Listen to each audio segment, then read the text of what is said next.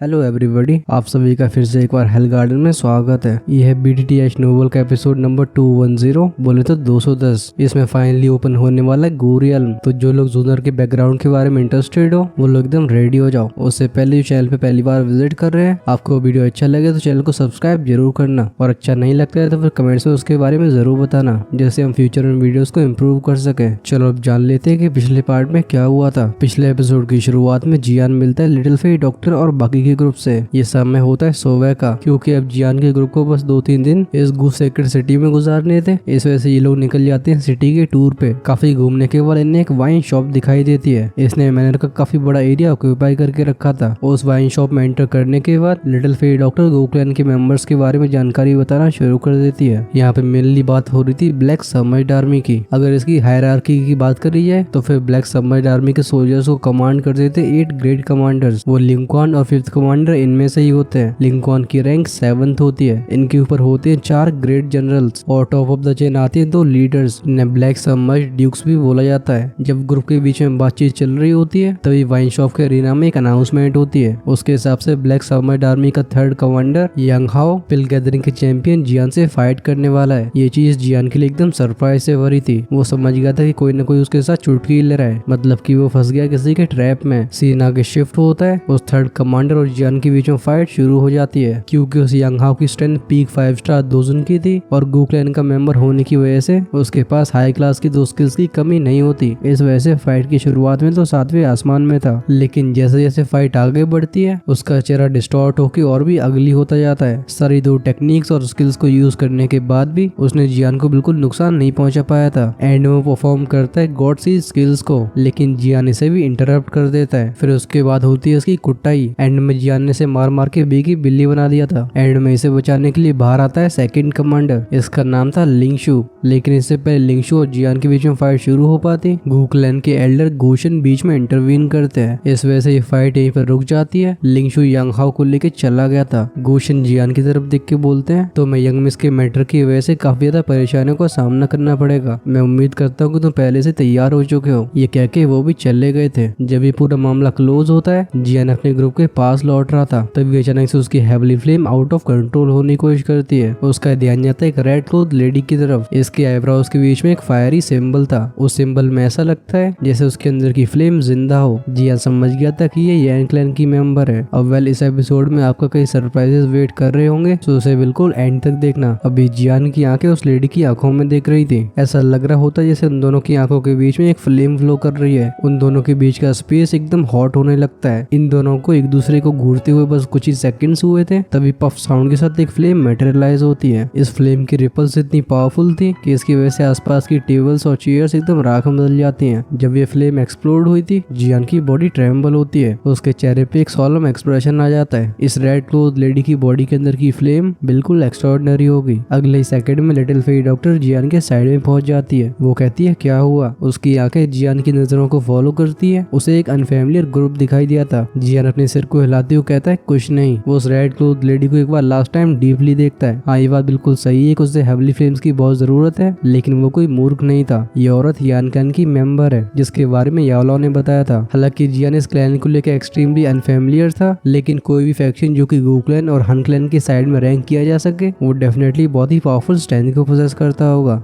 वो इतने बड़े क्लैन को सिर्फ एक हेवली फ्लेम की वजह से ऑफेंड नहीं कर सकता। अब इस बिल्डिंग में सभी की नजरें जियान के ऊपर ही थी। वो यहाँ पे लंबे समय तक रुकना नहीं चाहता था। इस वजह से जियान पीछे मुड़ के बोलता है let's go. Little Fei doctor एक मोमेंट के लिए हेजिटेट करती है, फिर वो जियान को फॉलो करने लगी थी। जियान के ग्रुप को जाते हुए देख वो व्हाइट रोड मैन पूछता है होजी कैसा रहा। ये सुन के वो रेड क्लोथ लेडी जिसका नाम होजी होता है, वो रिप्लाई करती है एक बहुत ही पावरफुल हेवली फ्लेम। हम उसकी उन काम आंखों में रिपल्स को अपीयर होता हुआ देखते हैं। वो कहती है अगर मुझे मौका मिलता है तो फिर मुझसे ब्लोज को एक्सचेंज जरूर करना चाहूंगी। मैं ये जानना चाहती हूँ कि ये रेड लोटस ये फ्लेम जो कि हेवली फ्लेम रैंकिंग में 7th रैंक करती है, वो ज्यादा पावरफुल है या फिर उसकी हेवली फ्लेम। ये सुन के व्हाइट रोड मैन अपने सिर को हिलाता है। वो कहता है तुम्हें बस इन चीजों में इंटरेस्ट है। मुझे लगता है कि जियान शाओ क्लैन का मेंबर होगा। अनएक्सपेक्टेड बात है कि वो क्लैन जिसकी ब्लड लाइन वेस्ट हो चुकी है, वो एक्चुअली में कैसे इंसान को प्रोड्यूस कर पाया है। ये सच में अनबिलीवेबल है। ये सुन के साइड में बैठा जेंटल दिखने वाला बंदा स्माइल करता है। वो कहता है पहले शाओ क्लैन और गू क्लैन के बीच में क्लोज रिलेशनशिप थी, लेकिन ये बात तब की है जब शाओ क्लैन भी स्ट्रॉन्ग था। दोनों क्लैंस की फ्रेंडशिप की फाउंडेशन तभी स्ट्रॉन्ग हो सकती है जब दोनों की स्ट्रेंथ स्ट्रॉन्ग हो। अगर गू क्लैन के कुछ एल्डर्स अपोज नहीं करते तो फिर गू क्लैन ने शाओजोन की टूम को अभी तक फोर्सफुली ओपन कर लिया होता। सच में एक पिक एक्सपर्ट की टूम को गू क्लैन भी रजिस्ट नहीं कर सकता। ये सुन के व्हाइट रोड मैन अपने सिर को हिलाता है। वो कहता है वो तो उनकी बात है, हम सभी को एक ही कैटेगरी में नहीं डाल सकते। वो अपनी कमर को स्ट्रेच करके हंस के बोलता है, फिर भी मैं उस हेवली टूम में काफी इंटरेस्टेड हूँ जो हर 20 साल के बाद ओपन होती है। हालांकि वो हेवली टूम गू क्लैन के अंदर है, लेकिन पुराने एग्रीमेंट के हिसाब से 8 क्लैंस के लोग उस टूम में एंटर करने के लिए क्वालिफाइड है। शाओजोन की टूम भी अंदर है। मैं इस चीज के बारे में जानने में काफी इंटरेस्टेड हूँ कि क्या उस तक कोई पहुंच पाएगा। ये सुन के वो मोटी आईब्रोज वाला बंदा नोट करता है। वो कहता है हाँ, आई वंडर क्या बाकी के क्लैन के मेंबर्स आ चुके हैं। नॉर्मली वो इतने बड़े इवेंट को मिस नहीं करेंगे। ये सुन के उस व्हाइट क्लोथ मैन के चेहरे पे स्माइल आ गई थी। वो खड़े होकर बिल्डिंग से बाहर जाने लगता है। उसकी आवाज आती है कि उन सब के बारे में परवाह कौन करता है। अगर वो नहीं आना चाहते तो फिर हमारे लिए कंपटीटर्स कम होंगे। चलो हम यहाँ से चलते हैं। सीन शिफ्ट हुआ था और हम देखते हैं जियान के ग्रुप को। अब ये लोग अपने घर में वापस जा रहे थे। लिटिल फेरी डॉक्टर जियान की तरफ देख के बोलती है, मैंने एक्सपेक्ट नहीं किया था कि आगे सिचुएशन ऐसी होगी। लगता है इन 8 कमांडर्स में मैक्सिमम लोग तुमसे ग्रज मान के बैठे हैं। अगर आज वो गू क्लैन का एल्डर नहीं आता तो फिर वो लिंगशु तुम्हारे ऊपर हमला कर चुका होता। जियान हंस के बोलता है, मुसीबतें आ रही हैं, ये तो काफी नेचुरल बात है। अगर गू क्लैन में सब कुछ नेचुरल तरीके से जाता तो मुझे ज्यादा चिंता होती। जियान इन 8 ग्रेड कमांडर्स की परवाह नहीं करता था, भले ही उस लिंगशु की स्ट्रेंथ 6 स्टार दोजुन की हो, लेकिन जियान के पॉइंट ऑफ व्यू से वो उसके सामने खतरा नहीं है। इन 8 ग्रेड कमांडर्स में जियान को जिसके बारे में चिंता थी वो होता है फर्स्ट कमांडर, जिसने अपने आप को अभी तक शो नहीं किया है। लिटिल फेरी डॉक्टर थोड़ी और इन्फॉर्मेशन को खोलती हुई बोलती है, मैं भी इन 8 ग्रेड कमांडर्स के बारे में चिंता नहीं करती हूँ, बल्कि मुझे चिंता है उन 4 ग्रेड जनरल्स की। ये चारों गू क्लैन की यंगर जनरेशन के सबसे टैलेंटेड लोगों में से एक है। इनके पोटेंशियल को देखते हुए इनके ब्लैक सबमर्ज किंग बनने के चांसेस काफी हाई हैं। तुम्हें ये पता होना चाहिए कि अगर गू क्लैन के अंदर कोई ब्लैक सबमर्ज किंग बनना चाहता है तो फिर उसकी मिनिमम रिक्वायरमेंट बेंशिंग क्लास में एडवांस होना है। अचानक से जियान के आगे बढ़ रहे पैर रुक जाते हैं। उसकी आंखों में ग्रेवनेस फ्लैश हुई थी। वो कहता है, बेंशिंग, हाँ लगता है सो कॉल्ड 4 ग्रेड जनरल्स उसके लिए सबसे ज्यादा परेशानी खड़ी करने वाले हैं। ऐसे मॉन्स्टर्स एक्सपर्ट्स को फेस करने की वजह से जियान को फाइनली प्रेशर फील होता है। जियान अपने सिर को हिला के बोलता है, अगर ये मेरे लिए ब्लेसिंग है तो फिर कोई परेशानी की बात नहीं है, और अगर ये परेशान की बात है तो फिर हम इसे भाग नहीं सकते हैं। हमारा कुछ भी कहना बिल्कुल पॉइंटलेस होगा। अगर ट्रबल हमें ढूंढना चाहता है तो फिर हम उसके बारे में कुछ नहीं कर सकते। रिगार्डलेस चाहे फॉलिंग स्टार पवेलियन की रेपुटेशन की बात हो या फिर मेरे शाओ क्लैन की ऑनर की, कुछ ऐसी चीजें हैं जिनसे मैं भाग नहीं सकता हूँ। भले ही ब्लैक सबमर्ज्ड आर्मी के 4 ग्रेट जनरल्स काफी ट्रबलसम हो, लेकिन इनका लेवल वहां तक भी नहीं पहुंचा है कि ऐसी डिफिकल्टी की वजह से जियान अपने कदमों को पीछे ले ले। पिछले कुछ सालों में जियान ने लगभग सब कुछ देख लिया है। सेम जनरेशन में ऐसे बहुत कम लोग एग्जिस्ट करते हैं जिन्हें देख के जियान बिना फाइटिंग के अपने कदमों को पीछे ले, चाहे वो गू क्लैन के ट्रू जीनियस क्यों ना हो। जियान बिल्कुल पीछे नहीं हटने वाला। जब ये विचार उसके दिमाग में आया था, जियान की फिस्ट टाइट हो जाती है। इसी पल में हम जियान को रुकते हुए देखते हैं। ऐसा लगता है जैसे जियान ने किसी को सेंस किया है। उसकी नजरें घूम के जाती हैं ऐसे रास्ते की तरफ जो कि जंगल की तरफ जाता था। वहाँ पे काले कपड़ों में 3 फिगर्स चुपचाप से खड़े हुए होते हैं। इन तीनों में से डेंजरस फीलिंग फैलती है। जब जियान ने इन तीनों को डिस्कवर किया था, लिटिल फेरी डॉक्टर का ग्रुप भी कुछ सेंस कर लेता है। सभी अपनी दुखी को सर्कुलेट करना शुरू कर देते हैं। उन तीनों ब्लैक रोड इंडिविजुअल्स में से उनका लीडर आगे बढ़ता है। उसकी शेडी हंसी जियान के कानों तक पहुंची थी। वो कहता, तुम शाओ क्लैन के जियान हो राइट? ये हंसने की आवाज ओल्ड नहीं लगती। क्लियरली इस आवाज का मालिक कोई ओल्ड डीमन नहीं है। जियान भौं से घूर के बोलता है, तुम लोग कौन हो? जियान के एक्सप्रेशन को सुन के वो ब्लैक रोड लीडर हंसने लगा था। वो कहते, हाँ मुझे ऐसा लगता था जैसे तुम्हारे दिमाग में हमारी काफी डीप मेमोरीज होंगी। इस रिस्पॉन्स को सुन के जियान की आंखें डार्क हो जाती हैं। उसकी नजरें इन तीनों को इंस्पेक्ट करने लगी थी। जैसे जैसे उसके दिल में एक फैमिलियर फीलिंग फैलती है, उसके चेहरे का एक्सप्रेशन डेंस होता जाता है। जियान कहता है, हॉल ऑफ सोल के लोग। वो ब्लैक रोड मैन स्माइल करता है। वो एक सिनिस्टर सी आवाज में हंस के बोलता है, अगर इस नाम से कंपेयर किया जाए तो हम प्रेफर करेंगे कि तुम हमें हन क्लैन के नाम से बुलाओ। जियान का एक्सप्रेशन आइसी कोल्ड था। वो डेंस तरीके से इन तीनों को देख रहा होता है। उसकी बॉडी में सर्कुलेट हो रही की बजिंग साउंड्स को क्रिएट करने लगती है। अनएक्सपेक्टेड बात है कि वो हॉल ऑफ सोल के लोगों से यहाँ पे मिलेगा। जियान को ऐसे रिएक्ट करते हुए देख वो ब्लैक रोड मैन बोलता है, तो मैं ऐसे एक्ट करने की जरूरत नहीं है। तो मैं कैप्चर करने का टास्क हमें नहीं दिया गया। इस वजह से मैं बीच में इंटरव्यू नहीं करना चाहता। मैं बस यहाँ पे ये देखने के लिए आया हूँ कि शाओ क्लैन, जैसे अभी तक मेरे हन क्लैन ने पूरी तरीके से दबा के रखा था, वो कितना उठ पाया है। ये सुन के लिटिल फेरी डॉक्टर कोल्ड आवाज में कहती है, अगर तुझे जो चाहिए था वो मिल गया हो तो फिर तू यहाँ से गेट लॉस हो सकता है। जैसे वो अपने हाथों को क्लेंच करती है, वास्ट और माइटी दुखी एग्लोमरेट होकर एक वेव में ट्रांसफॉर्म हो गई थी। लिटिल फेरी डॉक्टर का हाथ रूथलेस तरीके से घूमता है। वो लंबा लंबा सा चाबुक हवा को चीरता हुआ उस ब्लैक रोड बंदे की तरफ शूट हो गया था। लिटिल फेट डॉक्टर को अटैक करते हुए देख उस बंदे के पीछे खड़े हुए लोग एकदम आग बबूला हो जाते हैं। वो कहते हैं प्रेजम्पचुअस। उन दोनों के हाथ शोक होते हैं, उनकी स्लीव्स में से क्रैशिंग साउंड्स आती हैं। जहरीले सांपों की तरह दो ब्लैक चेन्स बाहर आई थी। एक बैंक साउंड के साथ लिटिल फेट डॉक्टर के उस दुखी वेव से जाके टकरा गई थी। इन दोनों के टकराने पे एक फ्राइटनिंग विंड रिपल क्रिएट होती है। आसपास के पेड़ तुरंत ही डस्ट में बदल गए थे। जब दोनों पार्टीज एक दूसरे से ब्लोज को एक्सचेंज कर रही थी, वो काले कपड़ों वाला लीडर स्माइल करता है। वो कहता है मैं यहाँ पे तुम पे अटैक करने के लिए नहीं आया हूँ, बल्कि मैं बस तुम्हें एक एडवाइस देना चाहता हूँ। हमारे हन क्लैन का जो विरोध करते हैं उनकी एंडिंग कभी सही नहीं हुई है। वो अपने सर को थोड़ा ऊपर उठाता है। उस काले रंग की दुपंग के नीचे एक पतला सा चेहरा रिवील हुआ था। ये चेहरा एकदम पेल होता है। अब इस चेहरे के ऊपर एक डेंस स्माइल मौजूद थी। इस बंदे को देख के जियान काम आवाज में रिप्लाई करता है, रिलैक्स, बहुत जल्द तुम्हें अपने इन शब्दों को वापस से निगलना होगा। वो ब्लैक रोडमैन सॉफ्ट तरीके से हंस के बोलता है, ठीक है, मैं उस दिन का बेसब्री से इंतजार कर रहा हूँ, लेकिन मुझे लगता है कि तुम्हारा अंत उस शाओजॉन से अलग नहीं होने वाला। इस हंसी के साथ उसकी बॉडी एकदम इल्यूजनरी हो जाती है। एक मोमेंट के बाद ये स्ट्रेंजली पूरी तरीके से डिसअपियर हो गया था। जिस जगह से वो तीनों बंदे डिसअपियर हुए होते हैं वहाँ से एक हल्की आवाज बाहर आई थी। इन तीनों के डिसअपियर होने के बाद ये आवाज काफी समय तक उस स्पेस में गूंजती रहती है। ये आवाज थी उस लीडर की। वो कहता है, मेरा नाम याद रखना, मैं हूँ हानिया। तुम्हारे एंसेस्टर शाओजॉन को सीरियसली इंजर्ड करने वालों में से मेरे एंसेस्टर का भी हाथ था, जिसकी वजह से शाओजॉन की मौत हुई। इस वजह से तुम्हें फिनिश करने वाला भी मैं ही हूँगा। तुम इस फेट से भाग नहीं सकते हो। हा। सीन शिफ्ट होता है जियान की तरफ। अभी उसके चेहरे पे कोई भी एक्सप्रेशन नहीं होता। जब वो हंसने की आवाज गूंजना बंद हो जाती है तभी उसने अपनी नजरों को वहाँ से विड्रॉ किया था जिस स्पॉट पे वो तीनों फिगर डिसअपियर हुए थे। जिसके बाद वो बिना कुछ कहे अपने दिए गए हाउस में वापस लौट जाता है, लेकिन कोई भी नोटिस नहीं करता कि उसके दोनों हाथ क्लेंच हो चुके थे। अभी जियान की काली आंखों में एक फियर्स ग्लिंट मौजूद होता है। जियान कहता है, हानिया, हाँ, अगर ऐसी बात है तो फिर तेरे एंसेस्टर का हिसाब तुझे चुकाना होगा। ये गोरियल एंसेस्टर शाओजॉन की टूम को पोजेस करता है। चलो, ये हेवनली टूम ही वो जगह होगी जहाँ पे मैं तेरी कब्र बनाऊंगा। लिटिल फेट डॉक्टर का ग्रुप जाते हुए जियान को स्टडी कर रहा होता है। हालांकि जियान बिल्कुल शांत रहा था, लेकिन उसके शरीर में से एक डेंस किलिंग इंटेंट सीप हो रहा होता है। क्लियरली इस हनिया ने जियान के दिल के किलिंग इंटेंट को एक स्पार्क दे दिया है। बोले तो चिंगारी का काम किया है। शाओशियन कहती है, फेलो बहुत जल्दी रिग्रेट करेगा। सभी के वेट करने के दौरान 3 दिन बहुत जल्दी पास हो जाते हैं। इन 3 दिनों में जियान का ग्रुप फालतू में घूमने नहीं गया था। इन 3 दिनों में लिंगशु का ग्रुप जियान के सामने फिर से अपीयर नहीं हुआ था। शायद ही एल्डर जुईशुन की डांट की वजह से, लेकिन जियान का ग्रुप अच्छे से जानता था कि इससे परेशानी की जड़ खत्म नहीं होगी। ऑफ कोर्स जियान को भी इससे कोई परेशानी नहीं थी। जब से वो हॉलो सोल का हनिया अपीयर हुआ था उसका पूरा ध्यान इस बंदे के ऊपर ट्रांसफर हो चुका होता है। इस बंदे के द्वारा कहे हुए शब्दों को सुन के जियान समझ चुका था कि हनिया हॉलो सोल के अंदर डेफिनेटली अच्छी पोजीशन पे है। आफ्टर ऑल इसका एंसेस्टर भी इतना स्ट्रॉन्ग रहा होगा। इस वजह से हनिया का हन क्लैन के अंदर स्ट्रॉन्ग बैकग्राउंड का होना बिल्कुल सर्टेन है, वरना तो 7 स्टार दोजन के एक्सपर्ट्स उसको गार्ड नहीं कर रहे होते। हमें पता होना चाहिए कि इस लेवल के एक्सपर्ट्स हॉल ऑफ सोल की टियानजिन पोजीशन पे होते हैं। कोई नॉर्मल इंसान इन्हें कमांड नहीं कर सकता। हनिया के शब्दों में जियान को कुछ हिंट्स भी मिल गई थी जिससे एंसेस्टर शाओजॉन की डेथ के पीछे की मिस्ट्री सॉल्व हो सकती है। लगता है उस समय शाओजॉन को कोई एक्सपर्ट्स के द्वारा घेर लिया गया होगा। उनमें से एक एक्सपर्ट इस हनिया का एंसेस्टर होगा। ये मामला बहुत पहले का है, इसके बारे में पूरी जानकारी हासिल करना इम्पॉसिबल है। अब क्योंकि हनिया जियान के खिलाफ ऐसे मर्डरस इंटेंस को रखता है तो फिर इस पूरे मामले को इसके सर के ऊपर डालना गलत नहीं होगा। जियान इस हनिया की स्ट्रेंथ को सेंस नहीं कर पाया था। क्लियरली हनिया के पास कोई न कोई ऐसा ऑब्जेक्ट है जिसकी हेल्प से वो अपनी स्ट्रेंथ को हाइड कर पा रहा है। जियान के गैस के हिसाब से हनिया डेफिनेटली काफी स्ट्रॉन्ग है। जियान को इस तरीके का सेंस ऑफ डेंजर कोई नॉर्मल बंदा नहीं दे सकता। हालांकि जियान के दिल में इस बंदे को लेकर थोड़ी चिंता तो थी, लेकिन इसकी वजह से उसका किलिंग इंटेंट बिल्कुल कम नहीं होता। जब तक ये इंसान दोजन क्लास में बना रहता है तब तक अभी के जियान के पास वो क्वालिफिकेशन है कि इस बंदे को भी हैवी कीमत चुकानी पड़े। तीसरे दिन की सुबह के आते आते ये जीयू सीक्रेट सिटी बहुत ही लाइवली हो गई थी, क्योंकि आज ही वो दिन है जब जीयू रेलम के दरवाजे खुलेंगे। सिटी के अंदर मौजूद मैक्सिमम लोगों के दिमाग में इस जगह को लेकर काफी क्यूरियोसिटी होती है। आखिरकार इस दुनिया में बहुत ही कम ऐसे लोग हैं जिनके पास एक रियल्म को क्रिएट करने की सुपरनेचुरल पावर हो। जब सिटी में से वेव आफ्टर वेव नॉइज आसमान की तरफ जा रहा होता है, जियान का ग्रुप रेडी हो चुका था। वो भीड़ को फॉलो करते करते सिटी के मिडिल की तरफ जाने लगते हैं। जीयू सीक्रेट सिटी के मिडिल में एक बहुत ही बड़ी लेक होती है। इस लेक की क्लैरिटी काफी अनयूजुअल होती है। कोई भी एक तरफ से देखने वाला दूसरी छोर को नहीं देख पाता था। ऐसी गहराई की वजह से कई लोग चिल फील करते हैं। अब इस लेक के आसपास बहुत सारे लोग इकट्ठे हो चुके होते हैं। इवन जो आसपास की बिल्डिंग्स होती हैं, इनकी छतों को भी लोगों ने ऑक्यूपाई करके रखा था। सभी की नजरें इकट्ठी होती हैं इस लेक के ऊपर। जब हम देखते हैं लेक की तरफ तो फिर हमें दिखाई देते हैं कई आर्मर को पहने हुए लोग। जब इनकी बॉडी से पावरफुल ऑरा रिलीज होता है, किसी की भी अपने कदमों को आगे बढ़ाने की हिम्मत नहीं होती। एल्डर जियोशुन, जिनसे जियान पहले ही मिल चुका है वो लेक के मिडिल पे खड़े हुए थे। सभी को उनकी क्लियर तेज आवाज सुनाई देती है। वो कहते हैं एवरीवन, गो रियल्म ओपन होने वाला है। जियो रियल्म के अंदर का एरिया एक्सट्रीमली वास्ट है। अगर आप सही तरीके से खुद को नहीं संभालते हो तो फिर वहाँ पे आपका खो जाना नॉर्मल होगा, और जिनका लक ज्यादा खराब रहने की वजह से वो स्पेशल क्रैक में एंटर कर लेते हैं तो फिर उनकी मौत पक्की है। इस वजह से मैं उम्मीद करता हूँ कि एंटर करने के बाद आप लोग फालतू में चारों तरफ नहीं घूमोगे। जियो रियल्म में एंटर करने के बाद आपको कोई न कोई रिसीव कर रहा होगा, जिसके बाद वो आप सभी को जियो रियल्म के सेंटर एरिया की तरफ सेंड करेंगे, जिसे हम कहते हैं जियो सेक्रेड माउंटेन रेंज। जियो रियल्म के अंदर जियो क्लैन के डिसेंडेंट सिटीजन्स रहते हैं। मैं उम्मीद करता हूँ कि आप में से कोई भी उन्हें परेशान नहीं करेगा, वरना ऐसा हो सकता है कि आप हमारे गो क्लैन के द्वारा ब्लैकलिस्ट कर दिए जाओ। क्या ये मेरी बात क्लियर है? जब जियो शुन की आवाज सभी के कानों में गई थी, क्राउड में से कई कर्टियस रिप्लाई आते हैं, जियो क्लैन डिसेंडेंट सिटीजन। ऐसे टर्म को सुन के जियान भी चौंक जाता है। इस डाउट को टियाना और जुंजे क्लियर करते हैं। वो बताते हैं जियो क्लैन डिसेंडेंट सिटीजन जियो क्लैन का सबसे लोएस्ट लेवल है, लेकिन इसे सबसे इम्पोर्टेंट भी कहा जा सकता है। हजारों सालों तक मल्टीप्लाई होने के बाद जियो रियल्म बहुत सारे जियो क्लैन के डिसेंडेंट सिटीजन्स को पोजेस करता है। ये सभी दूधी ब्लड लाइन को पोजेस करते हैं। हाउएवर ये ब्लड लाइन पावर बहुत ज्यादा कम होती है। ऑफ कोर्स कुछ एक्सीडेंट या फिर वेरिएशंस की वजह से कुछ लोग स्ट्रॉन्ग ब्लड लाइन को लेके पैदा होते हैं। जैसे स्पेशल ब्लड लाइन वाले लोग डिस्कवर कर लिए जाते हैं, इनका स्टेटस राइज होकर गो क्लैन के ट्रू मेंबर्स जैसा हो जाता है, जिसकी वजह से इन सबको क्लैन के लिए परफॉर्म करने का मौका मिलता है। पूरी बात को सुन के हम जियान को नोट करते हुए देख सकते हैं। वो कहते हैं तभी मैं कहूँ, अगर गो क्लैन हर साल नए ब्लड को प्रोड्यूस करता रहेगा तो फिर ये डिक्लाइन कैसे हो सकते हैं। डिसेंडेंट सिटीजन्स का इतना बड़ा अमाउंट होने की वजह से गो क्लैन के पास यंग एक्सपर्ट्स की बिल्कुल कमी नहीं होती। फिर इनमें से सिलेक्शन होता है अल्टीमेट जीनियसेस का, जो कि इन हजारों लाखों लोगों में से सिलेक्ट करे जाते हैं। टियन हो जुंजी स्माइल करके नोट करते हैं। जब इन दोनों के बीच में बातचीत चल रही होती है, उस शांत से झील के ऊपर कई रिपल्स क्रिएट होने लगी थी। सभी सेंस करते हैं कि इस लेक के ऊपर से एक्सट्रीमली फ्राइटनिंग स्पेशल फ्लक्चुएशंस फैल रही हैं। जब इस तरीके की फ्राइटनिंग रिपल एकदम पीक पे पहुंची थी, एक एक्सट्रीमली ब्राइट लाइट पिलर ऊपर जाता है। ये सीधा सिटी की एनर्जी से कनेक्ट हो गया था। जब ये दोनों एक दूसरे से कनेक्ट होते हैं, स्पेस में से लगातार गड़गड़ाहट की साउंड्स आती हैं। एंड में जाके सभी की शॉक्ड आंखों के सामने लेक के ऊपर का स्पेस बीच में से स्प्लिट हो जाता है। सभी की आंखों के सामने एक बहुत ही बड़ा दरवाजा आता है, जिसके अंदर एकदम डार्कनेस थी। इस नॉर्मल स्पेशल डोर को ओपन होते हुए देख एल्डर जियो शुन स्माइल करते हैं, जिसके बाद वो एक लाउड और क्लियर आवाज में कहते हैं जियो रियल्म का स्पेशल डोर ओपन हो चुका है, एवरीवन प्लीज एंटर। जियो शुन के मुंह से आवाज जस्ट बाहर आई थी, अचानक से कई फिगर्स फ्लैश होते हैं। ये आगे जाके स्पेशल डोर के सामने रुक जाते हैं। कुछ समय तक इसे क्यूरियोसिटी के साथ ऑब्जर्व करने के बाद कुछ साहसी लोग सबसे आगे जाने का फैसला लेते हैं। जब बात होती जियो क्लैन की तो फिर वो बिल्कुल चिंता नहीं करते। वो जानते थे कि गो क्लैन उन्हें बिल्कुल हार्म नहीं करेगा। अब क्योंकि शुरुआत हो चुकी है तो फिर क्राउड के बीच में एक कमोशन कट गया था। एक के बाद एक सभी लोग स्पेशल डोर की तरफ जाने लगते हैं। चाहे स्पेशल डोर को इतने सारे लोगों का इकट्ठा सामना करना पड़ रहा हो, तब भी वो एकदम स्टैडी रहता है। इसके अंदर चाहे कितने भी लोग एंटर कर रहे हो, इसमें रिपल भी दिखती नहीं है। जब जियान देखता है कि डोर के ऊपर कोई भी अनयूजुअल साइंस नहीं दिखाई दे रहे, उसके चेहरे पे स्माइल सरफेस होती है। वो लेट्स गो बोल के लेक की तरफ जाने लगा था। उसके पैर पानी पे आगे बढ़ते हैं। वो जाने लगा था स्पेशल डोर की तरफ। लिटिल फेई डॉक्टर और बाकी लोग उसे फॉलो करते हैं। स्पेशल डोर को दोनों साइड से ब्लैक सबमरीन आर्मी काफी अच्छे से गार्ड कर रही थी। जियान को लीडर के स्पॉट पे दिखाई देता है लिंक्वान, और वो सेकंड कमांडर लिनशु। उसे थर्ड कमांडर यांग हाओ कहीं भी नहीं दिखा था। क्लियरली इस समय वो रिकूपरेट कर रहा है। आफ्टर ऑल जियान के अटैक्स काफी हैवी थे। जियान के ग्रुप को आते हुए देख लिनशु अपनी आंखें नैरो करता है। जब उसकी नजरें गई थी एल्डर जियो शुन के ऊपर, अभी वो बिजी थे। जिसके बाद वो अपने पैरों को आगे बढ़ा के जियान के सामने अपेयर हुआ था। कोइंसिडेंटली उसने जियान के रास्ते को रोक लिया होता है। खैर जियान तो ऐसे एक्ट करता है जैसे उसने रोड ब्लॉक को बिल्कुल देखा ही नहीं हो। वो अपने रास्ते पे लगातार वॉक करता रहता है। फाइनली इन दोनों के बीच में कोलिजन होता है। जिस मोमेंट में ये दोनों टकराए थे, एक हल्का सा बैंग साउंड आया था। इन दोनों के पैरों के नीचे जो झील का पानी होता है, उसमें कई सर्कुलर रिपल्स को देखा जा सकता है, लेकिन दोनों ने अपनी फोर्स को परफेक्टली कंट्रोल किया होता है। इस वजह से इस फेरोशियस कोलिजन की वजह से लोगों के बीच में कमोशन क्रिएट नहीं होता। जियान के चेहरे पे कोई भी एक्सप्रेशन नहीं था। हम देखते हैं उसके कंधे को, जो कि स्ट्रेंज तरीके से एकदम झंझनाया था। लाइटिंग स्पीड से वेव आफ्टर वेव फोर्स आती है। ये लगातार लिंगशु के कंधे से जाके टकराने लगी थी। ये सीन बस एक सेकंड के लिए लास्ट होता है। अगले ही कोलिजन में लिंगशु का चेहरा सफेद हो जाता है। वो फोर्स जो कि जियान की बॉडी से ट्रांसमिट हो रही होती है, लिंगशु फील करता है कि वो हॉट और फ्राइटनिंग है, और तो जियान की उस गर्म एनर्जी में एक चिल छिपी हुई होती है। दोनों एनर्जी के एक दूसरे से कंबाइंड होने की वजह से उसका एक कंधा बिल्कुल नम हो चुका था। अगले ही पल में लिंगशु के मुंह से एक मफल्ड आवाज बाहर आई थी। वो लेक पे 3 कदम पीछे लेता है। उसका जो फाइनल स्टेप था, उसकी वजह से उसके झील में गिरने की सिचुएशन आ गई थी। क्लियरली ब्लैक सबमरीन आर्मी के सेकंड कमांडर को जियान ने कोलिजन में पूरी तरीके से सप्रेस करके रखा है। जियान का एक्सप्रेशन काम था। वो एक बार लिंगशु को देखता है, जिसका एक्सप्रेशन अभी बहुत ही अगली होता है, जिसके बाद बिना कुछ कहे जियान के कदम आगे बढ़ जाते हैं। वो जाने लगा था स्पेशल डोर की तरफ। जिस तरीके से जियान ने इस बंदे को इग्नोर किया है, लिंशु का चेहरा डिस्टॉर्ट होने लगा था। फाइनली जिस मोमेंट में जियान स्पेशल डोर में एंटर करने वाला होता है, लिंशु दांती मीचता है। जियान के कानों में पहुंची थी एक लो और सिनिस्टर सी आवाज। वो कहता है, जियान तुम इतने एरोगेंट मत बनो। गुरियल में एंटर करने के बाद तुमसे डील करने के लिए कोई न कोई वहाँ पे मौजूद होगा। तब मैं देखता हूँ कि तुम कुत्तों की तरह वापस कैसे आते हो। जियान की बॉडी पॉज होती है, उसके चेहरे पे एक इंडिफरेंट स्माइल आई थी। जियान कहता है, सेकंड कमांडर तुम कुछ ज्यादा ही चिंता करते हो, तुम्हें पहले अपना ध्यान रखना चाहिए। ये कहने के बाद जियान किसी का इंतजार नहीं करता, उसके पैर आगे बढ़ते हैं। वो स्पेशल डोर में एंटर कर जाता है। स्पेस के रिपल होती है, जियान की इमेज एकदम गायब हो जाती है। जिस मोमेंट में जियान डिसअपीयर होता है, लिंशु के मुंह से फिर से एक मफल्ड आवाज बाहर आई थी। ब्लैक सबमर्ज आर्मी के कुछ लोग जो कि उसकी तरफ देख रहे होते हैं, उनकी स्टंट आंखों के सामने लिंशु के मुंह से खून बाहर आता है। लिंशु का एक्सप्रेशन ग्लूमी था। वो कहता है, बेस्टर्ड। जिसके बाद उसके हाथ से ट्रेवल करती हुई दुई की उसकी सीधे कंधे तक पहुंची थी। एक पर्पल ब्राउन फ्लेम जिसमें डेंस व्हाइट कलर भी मिक्स होता है, हम उसके हाथ से बाहर शूट होते हुए देखते हैं। जैसे ये फ्लेम झील में एंटर करती है, सिजलिंग साउंड के साथ डेंस व्हाइट स्मोक ऊपर उठता है। कुछ समय पहले जब लिंशु और जियान के बीच में साइलेंट फाइट हो रही थी, तो फिर जियान ने नेचुरली इस फ्लेम को लिंशु की बॉडी में ट्रांसमिट कर दिया होता है। लेकिन उस समय लिंशु जियान के सामने कमजोर नहीं दिखना चाहता था। इसी रीजन की वजह से वो इस फ्लेम को फोर्सफुली इंड्योर करता रहता है। बस उसने एक्सपेक्ट नहीं किया था कि इन फ्राइटिंग फ्लेम्स को फोर्सफुली सहने की वजह से